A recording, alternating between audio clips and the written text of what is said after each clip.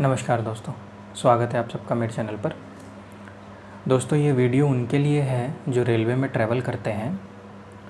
Actually होता क्या है, मान लीजिए आप रेलवे में ट्रैवल कर रहे हैं और आपका जो स्टेशन है वो 3 बजे आने वाला है या 2 बजे आने वाला है या 1 बजे आने वाला है।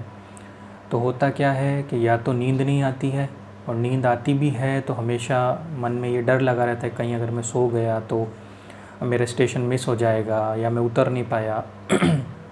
और स्पेशली कैसा होता है, मान लीजिए जो अकेले ट्रैवल कर रहे हैं, जिनके साथ कोई गार्जियन या उनके साथ कोई और रिलेटिव या कोई फ्रेंड वगैरह उनके साथ नहीं है, तो उन्हें तो और ज़्यादा थोड़ा ये बात की चिंता रहती कि भैया अगर स्टेशन छूट गया तो क्या होगा।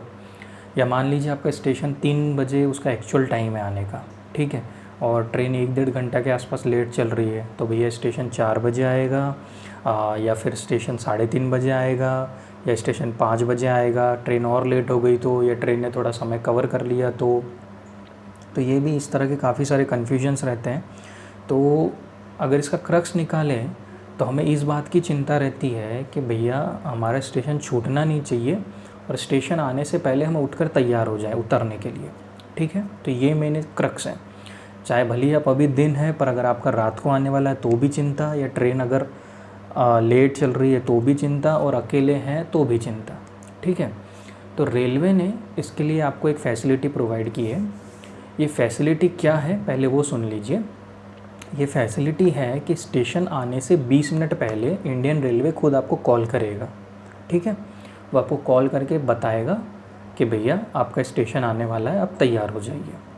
और दूसरी बात, ये जो फैसिलिटी है ये सिर्फ उन पैसेंजर्स के लिए है जिनका स्टेशन, मतलब जहाँ उनको उतरना है, वो रात के 11 बजे से लेकर सुबह के 7 के बीच आने वाला है।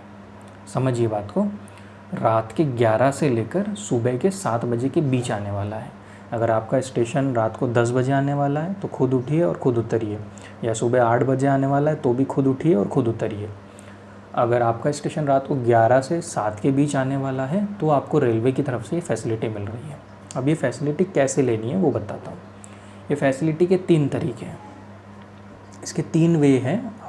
अब इनमें से कोई भी एक तरीक़ों से ये फैसिलिटी ले सकते हैं, ठीक है। पहला तरीका है कि आप अपने मोबाइल नंबर से, जिस मोबाइल नंबर पे आप वो अलर्ट चाहते हैं, ठीक है, जिस मोबाइल नंबर पे आप वो अलर्ट चाहते हैं उससे सिंपल एक एसएमएस करना है आपको। एसएमएस में आपको क्या लिखना है, ALERT अलर्ट, ALERT अलर्ट।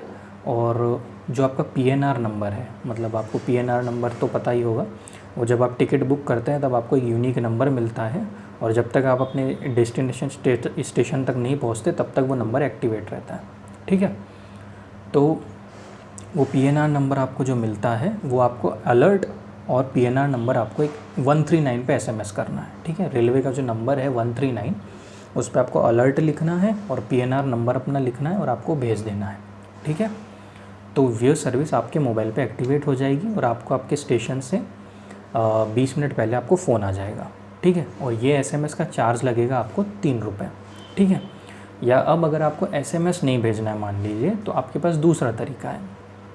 अब दूसरा तरीका ये है, आप 139 पे कॉल कीजिए, ठीक है। उसके बाद अपनी लैंग्वेज सिलेक्ट कीजिए, ठीक है।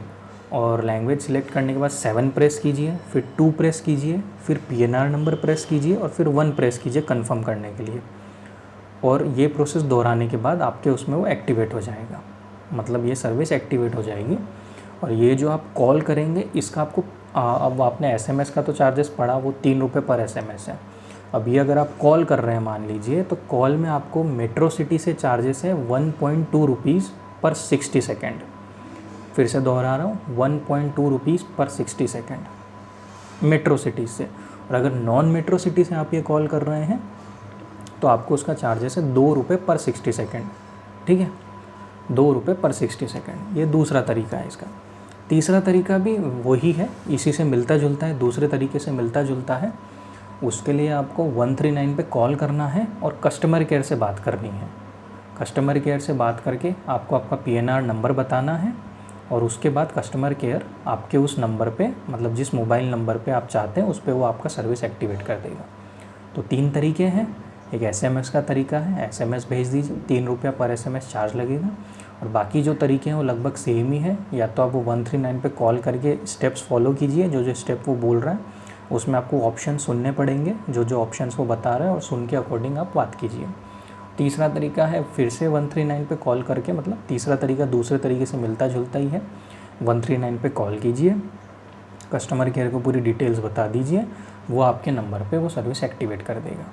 अब ये सर्विस एक्टिवेट होने के कारण क्या, आपको 20 मिनट पहले आपके जिस मोबाइल नंबर पे आप वो सर्विस चाहते हैं उस पर आपको एक कॉल आ जाएगा। तो आप निश्चिंत रहेंगे, एटलीस्ट 20 मिनट पहले वो आपको उठा देंगे। ठीक है, तो आशा करता हूँ आपको ये जानकारी अच्छी लगी होगी।